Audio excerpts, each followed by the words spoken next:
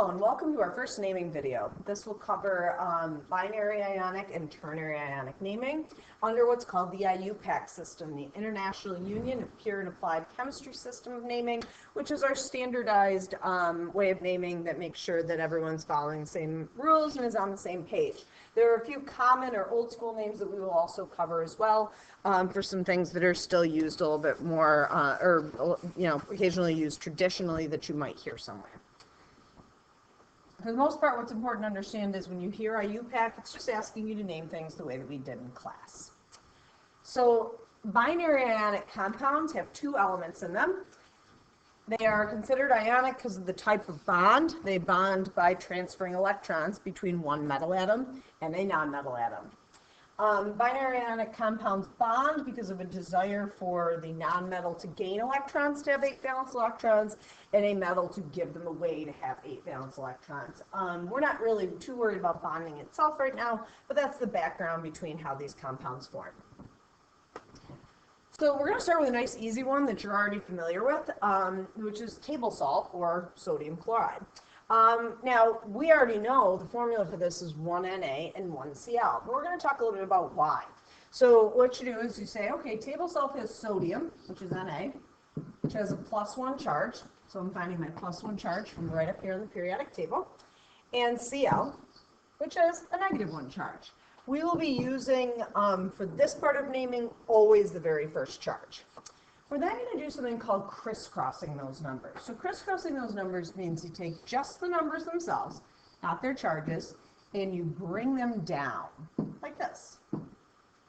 So once we've done that, what that turns out looking like is Na1, Cl1, one of each. Are those subscripts in a lowest whole number ratio? They sure are. We have to make sure also that those charges balance out to 0. +1 from sodium, -1 from chlorine, balances out to 0. So our final formula is NaCl, which is pretty simple and straightforward. You already know that one. So let's talk briefly about why we crisscross.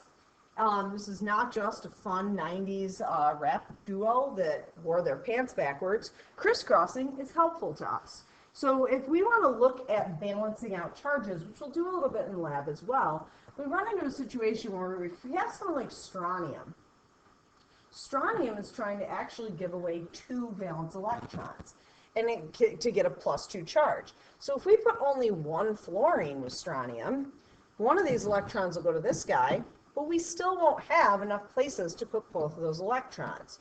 So we can actually go ahead and add another one of these guys. Oops. There's what I'm looking for. So that my second electron has a place to go. So what I actually did here is I said, okay, Sr has a +2 charge, F has a -1 charge. I brought this 2 down here, and I'm bringing that 1 down here to give me Sr F2.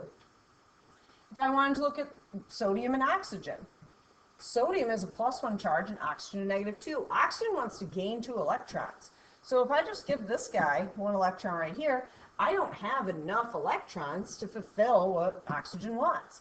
So what actually happens here is we get a second sodium, who also has that valence electron, to give to oxygen. If we look at our charges, so Na +1, O -2, what we're doing here is bringing this 1 down here and the 2 down here, Na2, O.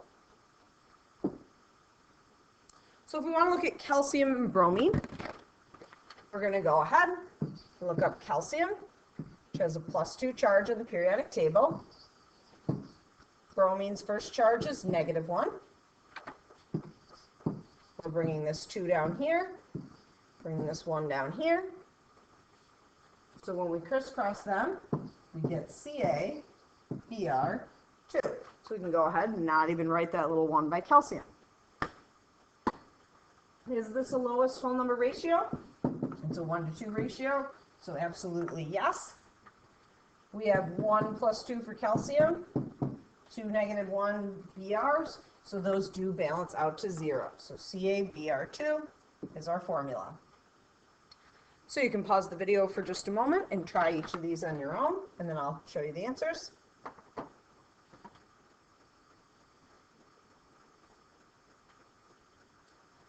So here are the answers to each of these.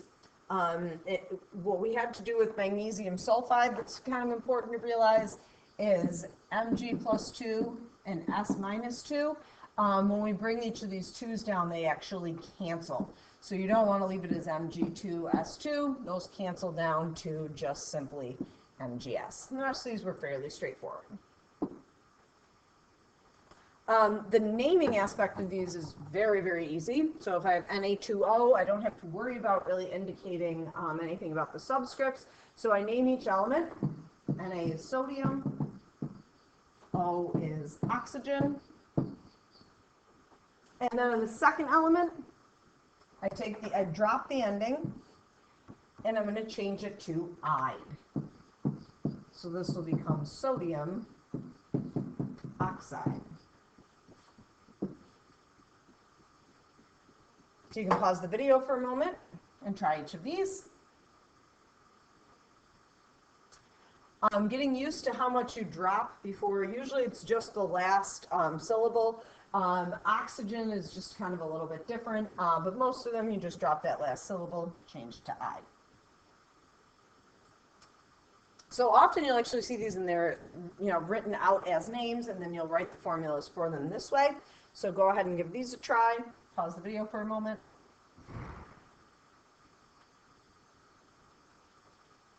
So those show you each of those written out. Ternary compounds have something in them called a polyatomic ion. They have at least 3 elements. There's a positive ion and a negative ion. There's still a transfer of electrons here, but one of the ions is what we call a polyatomic ion, which is from reference table E. So poly means many, and atomic means atoms. So these are many atom ions. So polyatomic ions are a group of atoms bonded together that carry an ionic charge, and they always operate as a group. So you can't just go around and separate these when you're writing formulas or trying to name things. They can be separated chemically by doing a reaction, but it's not going to happen in your formula writing.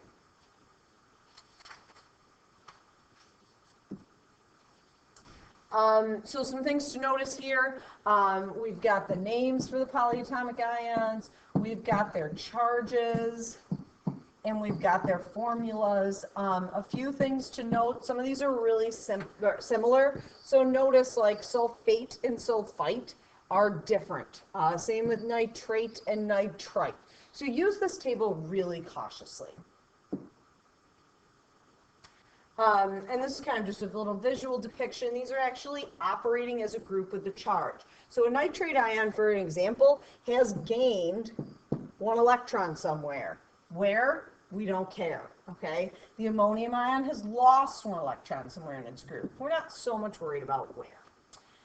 So if we have a compound formed between sodium and sulfate, we look each of those up. So sodium from the periodic table, +1. And then you go to reference table E to find sulfate. And you have to write the correct formula, and you be careful, because again, it does look kind of like sulfite, but this is actually sulfate. So you're going to write SO4 with a -2 charge. Then we're going to crisscross. We're going to bring our 1 down here, bring our 2 down here. So the 1 actually basically disappears. So we end up with Na2SO4. So you don't add that or do anything weird like that. What we're showing here is we have 2 NAs bonded to 1 SO4. Our subscripts are 2 to 1 ratio because we count this as being one thing. Do my charges add up to 0? I have 2 sodiums. I have 1 sulfate. Those do add up to 0. So if I was doing calcium and nitrate, find calcium, which has a +2 charge. You're going to go to table E. Nitrate is NO3 with a -1 charge. Now when we crisscross our charges, now we're going to notice we're bringing down a 2. That's going to cause a little situation. So we're bringing down this 1 here. That's simple and straightforward. So we just have regular old calcium. What we actually need to show people is we need to have a calcium with a +2 charge and actually 2 groups of nitrate. So we need to have two of these, each with a negative charge, to cancel out the positive charge of the calcium. Calcium is giving away 2 electrons. Each of these groups gets 1 of them. So when we want to group things and tell that we have multiple of them in math, we just simply throw a parentheses around them. And that's what we're going to do here. If we have a 1-to-2 ratio, we have 1 calcium with a positive 2 and 2 nitrates with negative 1s. I also have a little visual up here of what this actually looks like. So these are your 2 nitrate groups and your 1 calcium ion. Take a minute and pause the video and try each of the following.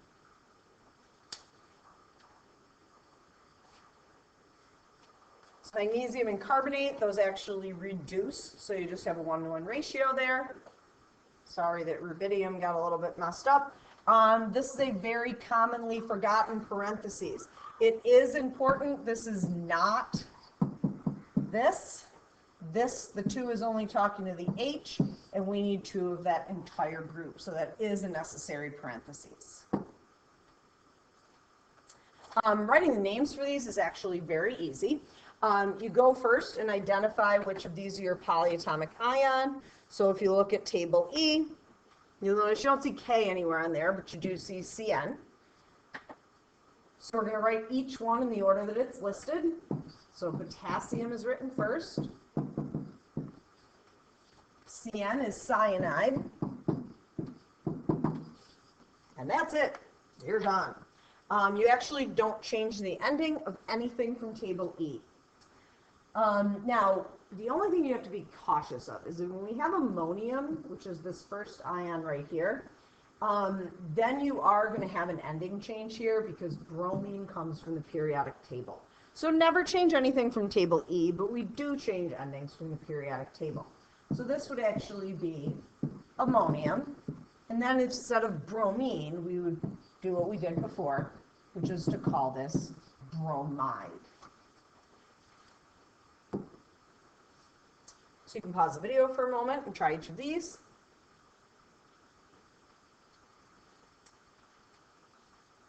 Be very sure with example number 1, this is nitrite. It is not the same as saying nitrate. It is not the same as saying nitride. It is nitrite. You'll notice on number 2 we had ammonium, so since this is fluoride from the periodic table, we did change the ending there. And the last one is rubidium sulfate, not sulfite, because we had an SO4, not SO3.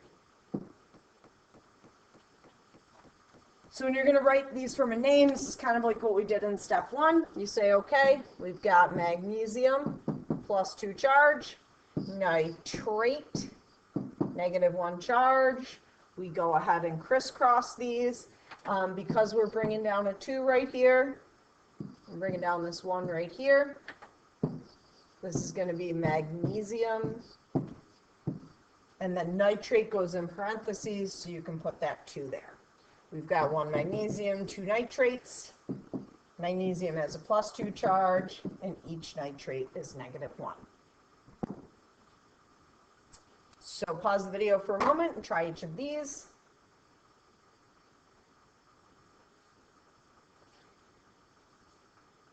So make sure you're cautious about where you're using your parentheses. Some people ask, is it a problem if you do something like this?